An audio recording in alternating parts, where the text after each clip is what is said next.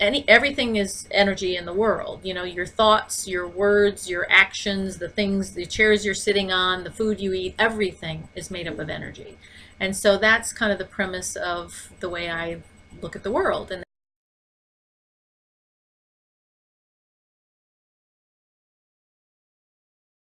I'm an engineer, and north of Green is the engineering campus.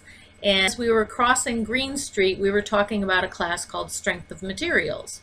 And Strength of Materials is actually about stress and strain and fatigue and yield and pressure. And we were talking about that class, and we just stopped and said, isn't that funny? If we were on the other side of campus, people would have thought we were talking about psychology, or in another part of campus, they would have thought we were talking about medicine.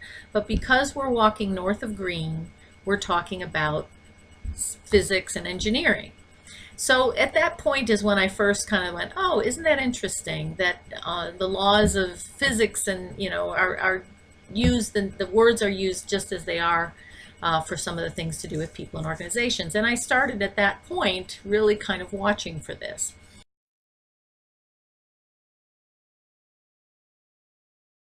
But I don't want you to get like, oh no, I don't like science and math and all that kind of stuff. We're going to be talking about it in a way that is looking at it through the lens of people. So when I was studying some of this, there was a guy once who was a PhD physicist, and I told him, you know, how I was studying how the laws of nature apply to human nature.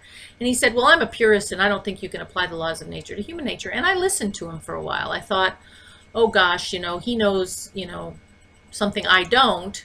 But then at some point I went, you know, how can we think that the laws of nature apply to everything except for us?